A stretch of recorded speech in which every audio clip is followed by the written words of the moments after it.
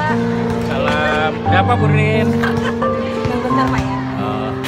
Ini nih, saya selaku guru BK nih, saya melihat fenomena anak itu pada umumnya anak kurang mendapatkan informasi secara optimal. Ini karena Bapak selaku kepala sekolah, bagaimana meningkatkan informasi yang optimal kepada anak, perilaku-perilaku apa saja atau mungkin bentuk apa saja yang perlu ditampilkan untuk informasi itu. Oke, terima kasih Bu Rin. Ini saya kebetulan lagi melihat anak-anak yang olahraga. Kelihatannya anak-anak begitu senang, begitu nyaman berolahraga. Kalau menyangkut pertanyaan Bu Ririn tadi sebagai guru PK, tentunya ini sangat baik. Dimana kita ketahui bahwa di dalam proses pembelajaran itu ada dua. Satu mengenai gaya mengajar. Nah, ini gaya mengajar yang dilakukan oleh tiap guru berbeda-beda. Tentunya pasti berbeda-beda. Ada gaya yang mengajarnya enak, fleksibel, ada gaya yang mengajarnya kaku. Nah, yang kedua, metode pembelajaran yang dilakukan oleh guru juga berbeda. Gaya mengajar dan metode pembelajaran itu harus benar-benar dijiwai oleh si guru itu, sehingga proses pembelajaran itu bisa berjalan secara optimal. Itu diantaranya Bu Rin. Nah, kaitan dengan BK tentunya Bu Ririn bisa sebagai guru BK ini harus bisa menyerap informasi dari siswa. Kita mempunyai 27 kelas. Yang tentunya dari 27 kelas ini mempunyai 27 karakter yang berbeda. Nah, Bu Ririn sebagai guru BK ini harus menyerap informasi dari kurang lebih 27 kelas bersama-sama dengan guru BK yang lain, mendengar dan memilah apa sih yang diinginkan, gaya belajar apa yang cocok untuk di SMP 1 Curug, sehingga itu bisa optimal dilaksanakannya. Nah, tentunya dari informasi-informasi yang disampaikan oleh siswa ini akan diaplikasikan dalam kehidupan sehari-hari di masyarakat. Perilaku yang ada, disiplin siswanya yang kita lakukan dengan mulai pembiasaan, mulai menegur siswa, mulai menyapa siswa, menyambut siswa dengan senyuman. Nah, ini akan menumbuh kembangkan minat belajar bagi anak-anak. Di samping juga adanya kenyamanan-kenyamanan bagi siswa. Nah, kenyamanan ini sendiri tentunya harus didampingi dengan berbagai macam fasilitas yang ada di sekolah, ya. Fasilitas yang ada di sekolah ini tentunya juga harus fasilitas-fasilitas yang mendukung proses pembelajaran di SMP 1 Curug atau mengedukasi terhadap siswa. Ini menarik nih Pak. Ya. Dengan adanya tujuan tersebut, fasilitas apa sih Pak di SMP 1 Curug ini untuk mendukung pembelajaran tersebut? Oke. SMP 1 Curug, ini kalau kita lihat dari sejarahnya berdiri tahun 79, kita bertahap terus sampai berapa puluh tahun kemudian. Nah, kita mulai membuat fasilitas-fasilitas yang ada.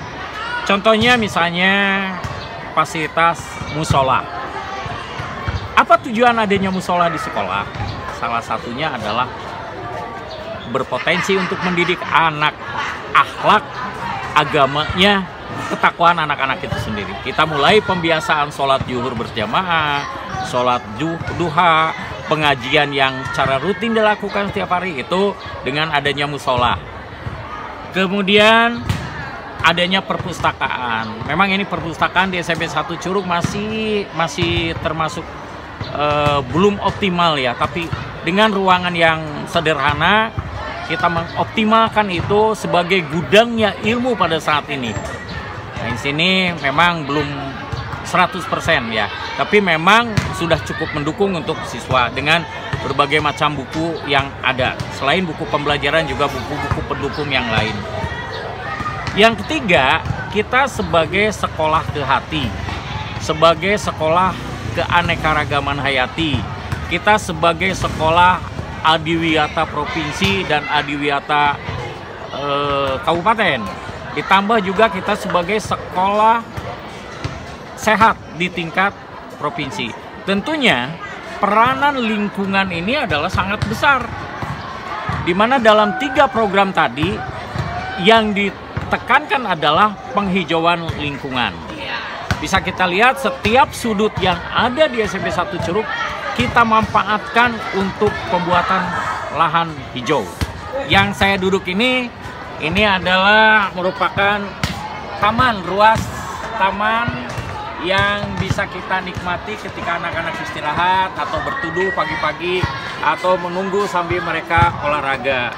Yang keempat, kita juga didukung dengan toilet atau kita kenal dengan Sanisek yang alhamdulillah pada di SMP 1 Curug ini sudah ada di beberapa sudut bangunan, walaupun memang itu masih belum optimal karena untuk mendapatkan membuat Sanisek baru harus ada tempat, sedangkan lahan SMP 1 Curug ini sangat terbatas, hanya 4.030 meter yang tentunya dihuni oleh setiap hari oleh hampir 1.000 manusia yang ada di sini. Tentu Sanisek ini menjadi satu hal yang sangat penting. Yang kelima, kita juga mendukung program penghijauan tadi. Di sini ada lahan sempit sebenarnya, tapi itu juga bermanfaat sebagai lahan pembibitan, di mana tanaman-tanaman beribu-ribu tanaman yang ada di sini, dari mulai tanaman yang kecil, tanaman keras, kita coba ditanam di ruang pembibitan itu, sehingga ini bisa mendukung ketika ada tanaman-tanaman yang rusak dimasukkan, kita perbaiki. Ada juga greenhouse untuk memperbaiki tanaman-tanaman yang sakit. Yang terakhir, otomatis ada tempat pembuangan sampah, pengumpulan sampah sementara, dan insya Allah pengumpulan sampah ini sampah yang bisa didaur ulang kita manfaatkan, sampah yang tidak bisa didaur ulang oleh sekolah kita titipkan ke pengumpul sampah yang lain. Alhamdulillah Pak, terima kasih. Tentunya anak-anak senang sekali ketika berada di sini, karena pada dasarnya ketika anak sudah belajar secara optimal, tentunya kedepannya akan mendapatkan, akan mengaplikasikan perilaku dalam kehidupan sehari-hari yang bermanfaat juga. Terima kasih Bapak. Mungkin sedikit dari Bapak tambahan, bahwa kita sebagai pendidik, tugas utamanya sebenarnya bukan membuat anak pintar, ya, tapi membuat anak ini berusaha atau belajar untuk pintar. Satu itu, kedua memberikan kenyamanan bagi siswa untuk belajar di sekolah. Mungkin itu, terima kasih. Wabillahi taufiq wal hidayah. Wassalamualaikum warahmatullahi wabarakatuh. Waalaikumsalam. Terima kasih ya Pak.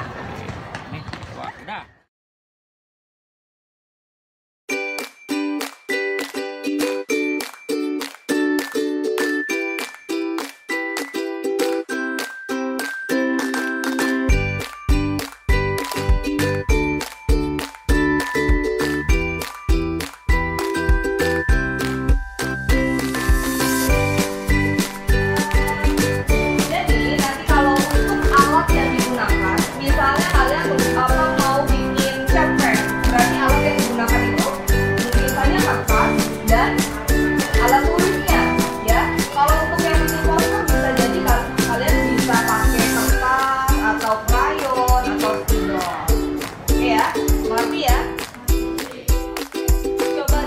Udah ada belum ya yang tahu mau bikin apa ya? Nanti coba mau bikin apa ya karyanya kalian untuk minggu depan? Siapa yang udah? Siapa yang mau jawab nih? Coba Azahra nanti minggu depan mau bikin apa ya? Karya apa?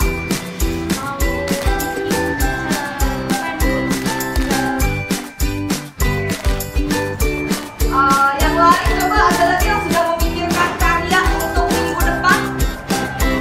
Siapa lagi? Yang lain? Siapa? Lutfi, kamu minggu depan mau bikin apa? Ingin membuat pantun. Berarti kalau pantun itu alat apa aja yang digunakan? Ngerti nggak ya? Alat apa aja yang digunakan? Pensil dan kertas. Boleh.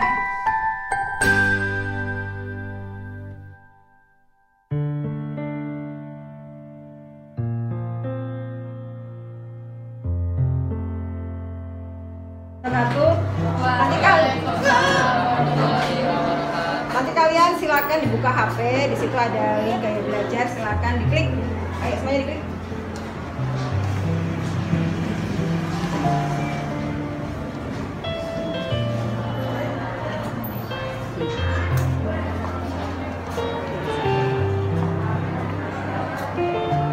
Tulisan kayak belajarnya.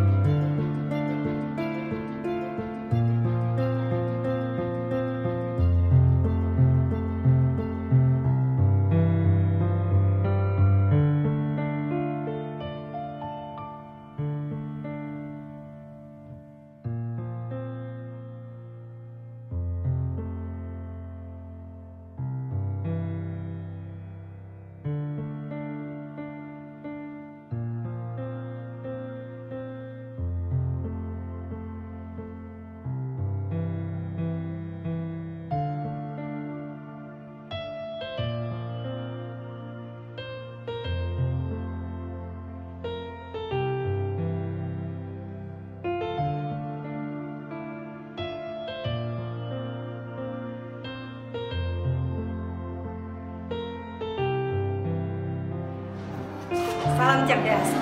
SMP 1 Curug berikutnya adalah menampilkan inovasi tentang di sudut-sudut sekolah, semua sudut sekolah akan memberikan tempat-tempat edukasi, diantaranya seperti di sini kita nampak kantin cerdas SMP 1 Curug. Di sini adalah area pertama kali anak masuk jajan makanan yang sehat. Di sini ada jalur putri yang arahnya ke kanan, putra yang arahnya ke kiri. Nanti laki-laki perempuan untuk arah jajannya berlawanan karena anak pada dasarnya harus dibedakan antara laki-laki dan perempuan.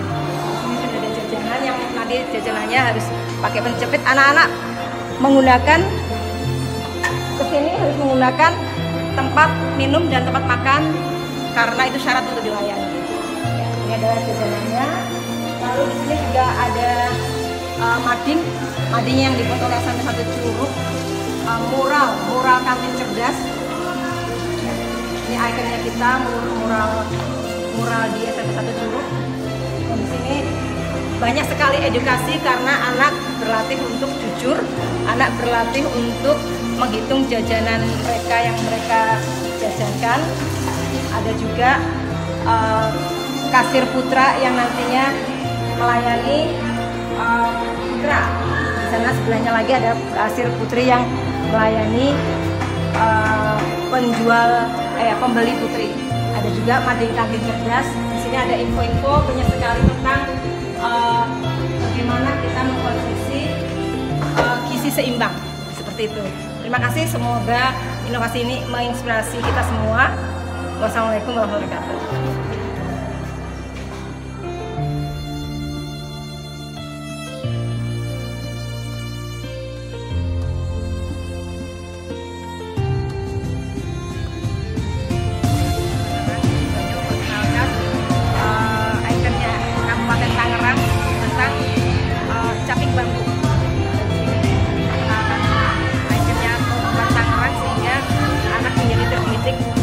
Dengan bambu, makanya anak lebih bagus. Lalu kemudian ini adalah sudut untuk penyaringan